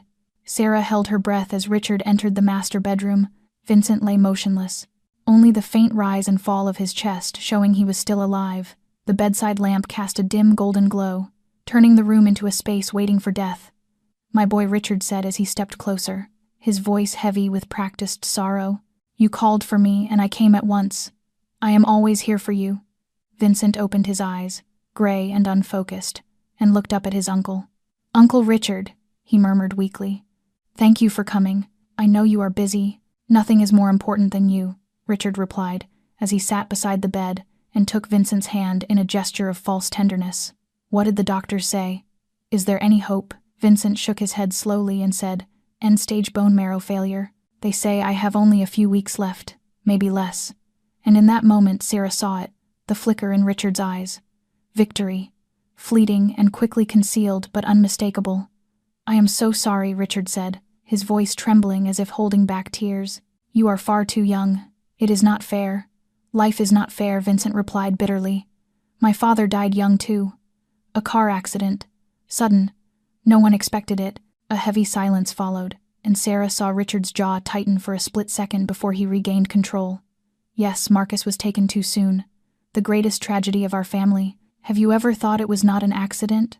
Vincent asked casually. Though his gaze locked onto Richard with an intensity Sarah could see clearly through the camera. Richard froze for an instant. "Why would you think that?" "I am dying," Vincent said, "and when death draws near, people begin to look back, to question the things they accepted without asking." He paused and drew a labored breath. "I want the truth before I die, Uncle Richard. About my father. About what really happened that night." Sarah saw Richard hesitate, calculating, weighing his options, but she also saw the temptation. For 15 years, he had carried this secret. For 15 years, he had played the devoted uncle, while knowing he had killed his own brother. And now his nephew was dying. There would be no witnesses, no consequences, just two men in a room, and one of them would not live long enough to speak. "Do you truly want to know?" Richard asked, his voice subtly altered, softer and far more dangerous. "I do." Vincent nodded. "I need to know." Richard stood and moved to the window, staring out at the snow-covered garden, his back to Vincent, but his face visible on camera. The mask had fallen away, and beneath it was the face of a murderer. "Marcus always had everything," Richard began bitterly. "The eldest son, the heir, our parents' pride, and me, I lived in his shadow, better than him in every way, yet never acknowledged." He turned back, eyes cold as ice. "When Marcus built this empire, I did all the dirty work. I ran the numbers, the deals, the partners. But who received the glory? Marcus. Always Marcus." "So you killed my father?" Vincent asked, his voice trembling now, not from weakness but from restrained fury. Richard smiled, the coldest smile Sarah had ever seen. "Breaks do not fail on their own. I planned it for a year, waited for the perfect moment, and when Marcus drove along Lakeshore Drive that night, I knew he would never come home." Nausea rose in Sarah's throat as she listened to a man confess to murdering his own brother without remorse. "And then you took power," Richard continued, stepping closer to the bed. 21 years old. Naive. I thought you would be easy to control. But you were more like your father than I expected, stronger than I expected, and you would not hand me the empire. So you poisoned me, Vincent said, his voice no longer weak. For 5 years, polonium-210, small doses every day. Richard stopped, brows lifting in genuine surprise. I know many things, Vincent said as he sat up slowly, no longer appearing to be on death's edge. His steel-gray eyes now sharp and burning as they fixed on Richard. I know you bought the polonium from Eastgate Chemical Supplies in Prague. I know Tony Bassett signed for the shipments, but the money came from your hidden account. And I know you recorded every dose in a black leather notebook hidden in the locked cabinet in your office. Richard staggered back, his expression shifting from shock to horror, and finally to pure rage. You trapped me, and you walked straight into it. The bedroom door opened. Marco entered with a gun drawn, and behind him Sarah stepped forward holding a small recorder. Everything you said has been recorded, she said coldly. 10 copies have already been sent to the most powerful figures in Vincent's empire. It is over, Richard. Richard looked from Sarah to Vincent to Marco, his face twisted with fury and despair. 15 years of waiting, of killing his brother, of poisoning his nephew, of sacrificing everything for the empire, undone in a single night by a woman who had once been a waitress and a plan he had never imagined. And then everything happened very fast. The bedroom window suddenly exploded inward, glass shattering like a hailstorm, and Tony Bassett burst into the room with a handgun in his grip. He had been hiding outside the estate the entire time, waiting for a signal from Richard, and the moment he heard movement from the control room, he knew the plan had been exposed. Marco reacted with lightning speed and swung his weapon toward Tony, but Tony was faster by a fraction of a second. The gunshot thundered through the enclosed room. Deafening and violent, Marco collapsed, clutching his left shoulder as blood seeped through his fingers. Even wounded, he tried to hold onto his weapon, but Tony kicked it away, and in the chaos Richard seized his chance and lunged at Sarah before she could react, his hand fisted in her hair and yanked her back hard against him. Sarah screamed in pain as the recorder slipped from her grasp and clattered to the floor. Then she felt the cold press of metal against her temple. A gun? Richard had been carrying one all along, hidden where no one had thought to look. Everything froze. Richard hissed, his voice stripped of civility and polished manners, and filled instead with madness and desperation. Or I will blow this girl's head open right in front of you, Vincent. Vincent had risen from the bed, his body trembling from exhaustion, but his steel-gray eyes still sharp and lethal. He held the gun Marco had hidden beneath the pillow, yet could not fire with Sarah held as a shield. Let her go, Richard, Vincent said, his voice low and dangerous. This is between you and me. She has nothing to do with it. Richard laughed, a wild, unhinged sound that echoed off the walls. Nothing to do with it. He tightened his grip around Sarah's throat until her breath faltered. This girl destroyed everything I built over 15 years. Without her, you would have died never knowing the truth. Without her, this empire would already be mine. Sarah fought to stay calm, though her heart hammered like it would burst. She felt Richard's hot breath against her neck, the expensive cologne mixed with the sharp stench of panic. He was losing control, and a killer without control was the most dangerous kind. Tony moved to Richard's side, his gun trained on Marco, bleeding on the floor, and Vincent standing by the bed. He glanced anxiously at his true master, and urged them to leave before Vincent's men arrived, but Richard shook his head, eyes locked on Vincent with pure hatred. Not yet. I waited too long to leave without watching you suffer. He pressed the gun harder into Sarah's head and sneered. Do you know, Vincent, the look on your face right now is exactly like Marcus when I cut his brake line, helpless, desperate, knowing that all the power in the world cannot save the person you care about. Vincent did not move, but Sarah saw his fingers tighten around the grip of the gun as he calculated and restrained himself to keep her alive. Drop the weapon, Richard ordered. Put it on the floor and kick it to me, or I will prove I am willing to kill anyone who stands in my way, just as I killed Marcus. Vincent met Sarah's eyes for a brief instant, and she saw the agony there.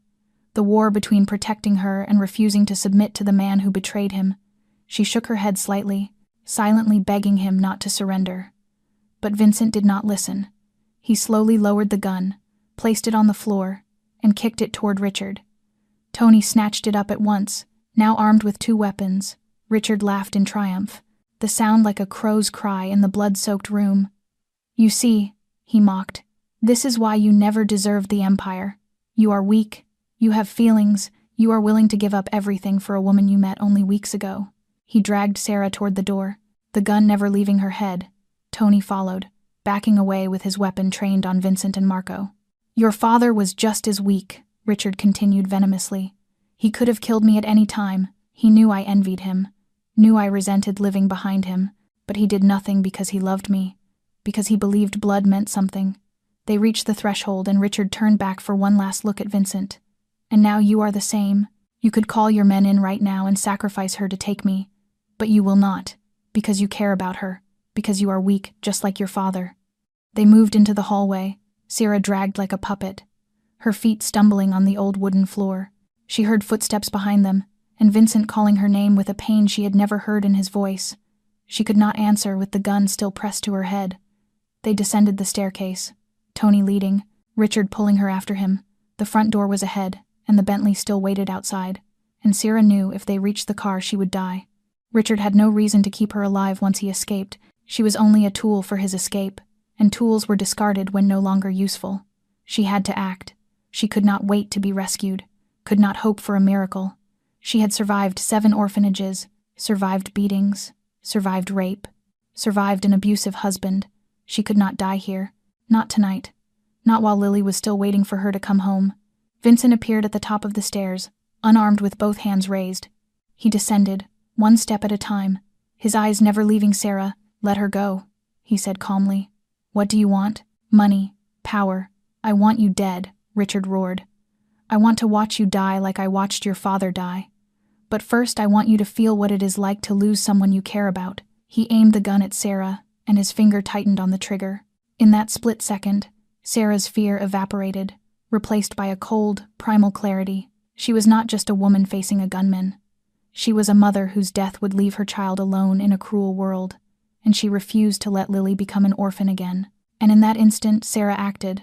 Sarah drove the heel of her shoe down onto the top of Richard's foot, with every ounce of strength she had, the sickening crack of bone snapping through the air, along with his scream of pain, the blow throwing him off balance just as his finger tightened on the trigger, the gunshot detonating in the hallway, the bullet tearing past Sarah's head by only a few inches before burying itself in the ceiling, white plaster raining down like snow. And Sarah did not stop, because 7 years in orphanages had taught her that when you strike you keep going until the enemy cannot rise again. She twisted her body and slammed her elbow straight into Richard's throat with the full weight of herself behind it, his breath choking off as his hands flew to his neck, and the gun slipped from his grasp. Sarah lunged for the weapon, but Tony Bassett was faster, swinging his gun toward her with his finger on the trigger, and then another shot exploded, not from Tony but from the staircase. Vincent had grabbed Marco's fallen gun from the bedroom floor and charged down the stairs with a speed no one would have believed possible for a dying man, his bullet tearing into Tony's shoulder and spinning him like a marionette, with its strings cut, the gun skidding across the polished wooden floor. As Tony collapsed, screaming and clutching the blood-soaked wound, Richard writhed on the floor, hands still clawing at his throat, his face purple with the struggle for air. Sarah staggered back, legs shaking, heart slamming wildly with adrenaline, as she saw Vincent reach the last steps, his gun trained on Richard, his face carved from ice while his gray eyes burned with a fire she had never seen before. The front door burst open and Marco's men flooded in with weapons raised, securing the room in seconds after waiting outside for the signal or the sound of gunfire. Richard tried to rise, but Vincent was already there, driving his boot into Richard's chest and slamming him flat onto the floor, then lifting the gun and aiming it directly at his uncle's face. 15 years, Vincent said, his voice trembling not with weakness but with a fury held back for far too long. 15 years you played the loving uncle. 15 years you patted my shoulder and told me I was like my father. 15 years you poisoned me day by day and watched me die with a smile. Richard stared up at him with hatred still burning but fear gone, spitting blood as he snarled that he only regretted not killing Vincent sooner, that Vincent was just like Marcus, weak and sentimental and unworthy of the Empire. Vincent pulled the trigger, but the bullet did not strike Richard's head. It tore through his right shoulder, shattering bone, and ripping a scream from his throat. Then another shot into his left leg, his body convulsing as blood spread across the ancient wood floor.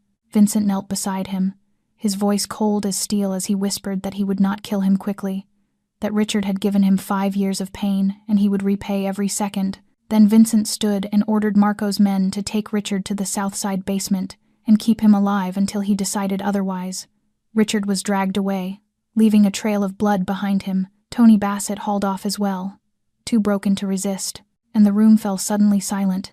Sarah sagged against the wall, her legs barely holding her, staring at her trembling hands as the reality hit her that she had nearly died, that a few inches more and the bullet would have taken her head instead of the ceiling. Vincent crossed the room to her, holstering his gun and gripping her shoulders, his gray eyes scanning her desperately for wounds, asking if she was hurt, where she felt pain.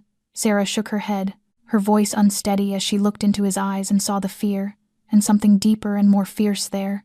Vincent whispered that she was insane, his hand cupping her cheek, fingers shaking as he told her she could have been killed, that she almost died trying to save herself. And Sarah answered hoarsely that she had learned it from him, that sometimes you cannot wait for rescue and must act. Vincent stared at her, then pulled her into his arms and held her tightly as if afraid she would vanish if he let go. She felt his body shaking, his heart hammering, his breath hot against her hair as he begged her never to scare him like that again. Never. And Sarah did not promise, because she knew she could not. She only held him tighter to show she was still there, still alive, still fighting.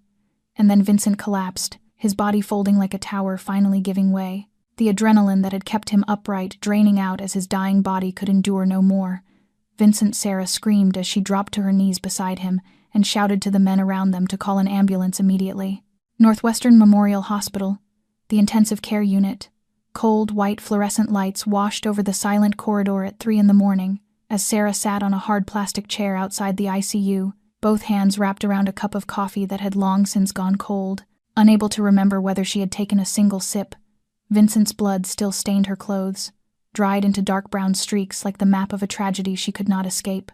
3 days had passed, 3 days since the night at the Lake Forest estate, 3 days with Vincent lying motionless in the ICU, his body threaded with tubes and machines, 3 days of Sarah moving back and forth between the hospital and the penthouse, forcing herself to appear calm in front of Lily, while inside she was breaking apart piece by piece. Dr. Patterson, the leading hematology specialist Marco, had hired for a sum large enough to buy a house, stepped out of the ICU with a grave expression.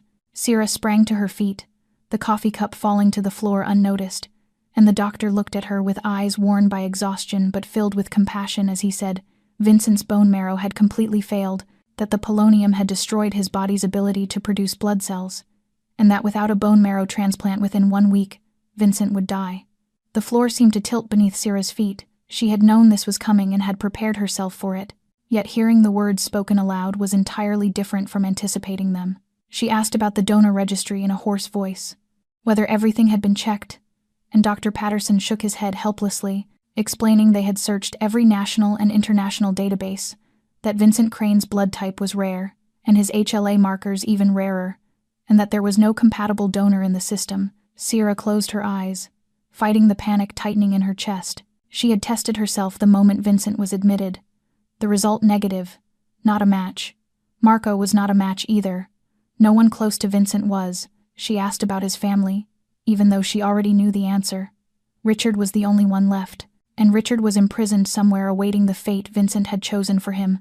The doctor confirmed that Vincent's parents were deceased, that he had no siblings, and that the uncle was not an option, and even if Richard were compatible, Sarah doubted Vincent would accept bone marrow from the man who had tried to kill him. 1 week, Sarah whispered to herself. Only 1 week, standing in the sterile hospital corridor beneath the unforgiving lights, she felt hope slipping through her fingers like sand. She had saved Vincent from the poisoned drink, uncovered the betrayal, helped him face Richard, yet she could not save him from the death closing in without a suitable donor. And then a terrible thought sparked in her mind, one she had pushed away for 3 days because it was too frightening to consider. Lily, her 5-year-old daughter, too young to endure a bone marrow procedure, too innocent to understand the weight of such a choice, yet the only person left she could test. No, she told herself. She could not pull her child into this. But then she thought of Vincent lying unconscious in his hospital bed, of the gray eyes that had looked at her with a gentleness she never believed she deserved, of the kiss at dawn, of the way he read bedtime stories to Lily in a warm, steady voice about princesses and dragons, of the drawing Lily had made with the word family scrawled beneath it. Dr. Patterson, Sarah heard herself say, as if from far away. I want to test one more person. When he asked who she answered, my daughter, she is 5. The doctor looked startled, then hesitant, reminding her that harvesting bone marrow from a child required special consent and psychological evaluation, that there were risks, however small, and that the child must understand. Sarah interrupted him, saying she knew, that she only wanted the test first, that if Lily was not compatible, there would be nothing more to discuss, and if she was, then she would talk to her daughter and let her decide. Dr. Patterson studied her for a long moment and then nodded, instructing her to bring the child to the lab the next morning for blood work, with results in 24 hours. Sarah nodded, unable to trust her voice with any further words. That night she returned to the penthouse and stood in Lily's doorway for a long time, watching her sleep in the princess bed with a stuffed bear clutched tightly in her arms, her face peaceful and unaware of the storm surrounding their lives. The next morning, Sarah took Lily to the hospital under the pretense of a routine checkup. Lily asked few questions, simply holding her mother's hand and bravely allowing the nurse to draw blood. "You were so brave," Sarah whispered, kissing her daughter's forehead. The following 24 hours were the longest of Sarah's life. She wandered the penthouse like a ghost, sat beside Vincent's ICU bed holding his hand, though he did not know she was there, and prayed to a God she was not sure she believed in. When the phone rang the next afternoon, her hands shook so badly she nearly dropped it. Dr. Patterson's voice came through the line, telling her the results were in, sounding almost in disbelief. "It is a miracle, Miss Mitchell," he said, his voice trembling slightly. "The odds of an unrelated donor matching perfectly are 1 in 10 million. Yet your daughter is a 100% match. It is a medical anomaly we cannot explain, but she is the ideal donor we have been praying for." Sarah sank to the floor with the phone still pressed to her ear, tears streaming down her face without her noticing. She had her answer, and now she faced the hardest decision of her life. That evening, Sarah sat beside Lily on the princess bed, in the softly lit bedroom glowing with warm golden light, her daughter hugging the stuffed bear, and looking up with wide, curious eyes when she noticed how serious her mother seemed. And Sarah drew in a deep breath as she searched for the simplest words to explain the most difficult truth she had ever faced. "My love," she began gently, taking Lily's small hand in her own, "I need to talk to you about something very important. Uncle Vincent is very sick. Do you remember him? The one who reads you stories?" Lily nodded, her curiosity turning into concern. "Uncle Vincent is sick. Mommy, sick like when I have a fever. Too much sicker than that, sweetheart," Sarah said, fighting to keep her voice steady as her heart tightened. "He needs something special from inside a body to get better. And you have that something." Lily tilted her head, her clear eyes searching her mother's face. "What do I have?" "Inside your bones, there are special cells," Sarah explained slowly. "Doctors can take a little bit and put them into Uncle Vincent's body to help him heal. Will it hurt?" Sarah did not lie. She never lied to Lily, no matter how hard the truth was. "Yes, sweetheart. You will be asleep when the doctors take it, so you will not feel anything then. But when you wake up, it will hurt for a few days, like when you fall off your bike, only a little more." Lily fell silent, her small face so serious it nearly broke Sarah's heart. A 5-year-old, thinking about a choice no child should ever have to make. "If I do not help, will Uncle Vincent die?" "Mommy," the question pierced straight through Sarah. She wanted to lie, to protect her child from that cruelty, but she could not. "Maybe, my love," she whispered, "he might die." Lily looked down at her bear, tiny fingers smoothing the worn fur. Then she lifted her head, her eyes shining with a resolve Sarah had never seen before. "I want to help Uncle Vincent," Lily said clearly. "He reads stories really well. He never skips pages like Mrs. Chen, and he makes you laugh." "Mommy, you do not laugh very much." "Are you sure?" Sarah asked as tears spilled despite her effort to hold them back. "You do not have to do this if you are scared. Mommy will not be mad, I am sure." Lily nodded firmly. "I am brave. You say I am brave, and brave people help others when they need it. Right, Mommy?" Sarah pulled her daughter into her arms, holding her so tightly she feared hurting her, tears soaking Lily's hair as Sarah whispered that she was the bravest person she had ever known and that she loved her more than anything. The surgery was scheduled for the next morning. Dr. Patterson prepared everything, and the best medical team was assembled. Lily was taken into the preoperative room wearing a pale blue hospital gown far too big for her small body. She held her mother's hand as the nurse administered anesthesia, her wide eyes never leaving Sarah's face. "Mommy," Lily murmured as the medication took effect. "When I wake up, can I have ice cream?" "As much ice cream as you want," Sarah promised, kissing her daughter's forehead. "I will be right here when you wake up." Lily's eyes slowly closed and her breathing evened into the rhythm of induced sleep. Sarah stood watching as her child was wheeled into surgery, the doors closing behind her, and it felt as though a part of Sarah went in with her. 3 hours passed with Sarah praying without pause in the waiting room, Mrs. Rossi sitting beside her, and Marco standing guard in the hallway like an unmoving statue. No one spoke because there was nothing to say. When Dr. Patterson emerged, Sarah jumped to her feet so fast she nearly fell. "Both surgeries were successful," he said with a tired but relieved smile. "Your daughter is recovering very well. She was incredibly brave. And Mr. Crane is responding positively to the transplant. The new bone marrow has begun to function." Sarah did not remember whether she cried or laughed or both, only that her legs gave out and someone helped her back into a chair, that her heart pounded so loudly she could hear it. That relief flooded her like light breaking through a darkness that had lasted too long. Lily woke 2 hours later, and her first request was for chocolate ice cream. Her second question was whether Uncle Vincent was going to be all right. Sarah sat by her daughter's bed holding the small hand covered in IV lines, and for the first time in weeks she smiled for real. "Uncle Vincent is going to be okay," she said softly, kissing Lily's forehead. "Because of you. You saved him." Lily smiled, her eyes heavy with medication yet bright with joy. "Then Uncle Vincent owes me a really big teddy bear," she declared, "and he has to read me stories every day until I stop hurting." Sarah laughed through her tears and nodded, certain that he would happily agree. 6 months later, the late afternoon sunlight poured through the glass walls of the lakeside mansion on Lake Michigan, bathing the expansive living room in gold as blue water stretched endlessly toward the horizon. Lily's laughter rang out from the garden, where she chased the golden retriever Vincent had given her after the surgery, and Sarah stood at the kitchen window, watching the scene with a smile she could not suppress. Her daughter had fully recovered. The heart surgery had been a complete success 3 months earlier, performed by the finest doctors in the country at a cost.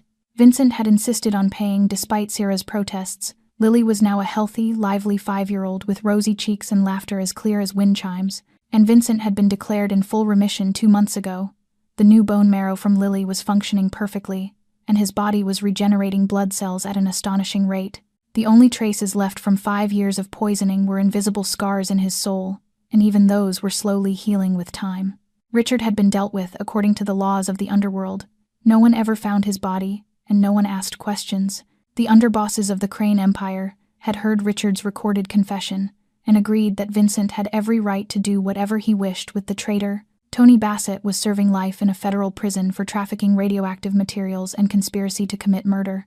Vincent himself had changed. He began restructuring the entire empire, gradually reducing illegal operations and shifting toward legitimate business. The process would take many years, but it had begun. He acquired Monarch Pharmaceuticals, the company that had framed Sarah, dismissed the entire former leadership, and restored her research rights. Sarah now ran her own laboratory on the company grounds, developing non-addictive pain medication for cancer patients. The work she had always dreamed of but never believed she would be able to do.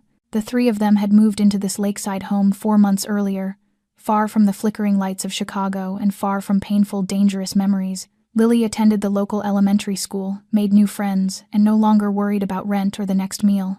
And Sarah and Vincent were learning how to build an ordinary life amid extraordinary circumstances. The smell of something burnt pulled Sarah from her thoughts, and she turned to see Vincent standing at the stove looking confused, a wooden spatula in hand, and a pan of eggs completely charred. "I think I did something wrong," he said with the seriousness of reporting a failed business deal.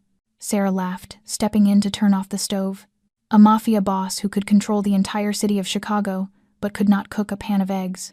Vincent looked at her with mock offense and said he was learning, and that she was undermining his confidence. Sarah shook her head, still laughing, took a new pan and started breakfast again, while Vincent stood beside her, unhelpful yet unwilling to leave, simply watching her with a look she never imagined she would see from him 6 months earlier, gentle, peaceful, and full of love. That evening, after Lily had gone to sleep, Vincent led Sarah onto the balcony overlooking Lake Michigan. The full moon shone bright across the water, forming a silver path to the horizon.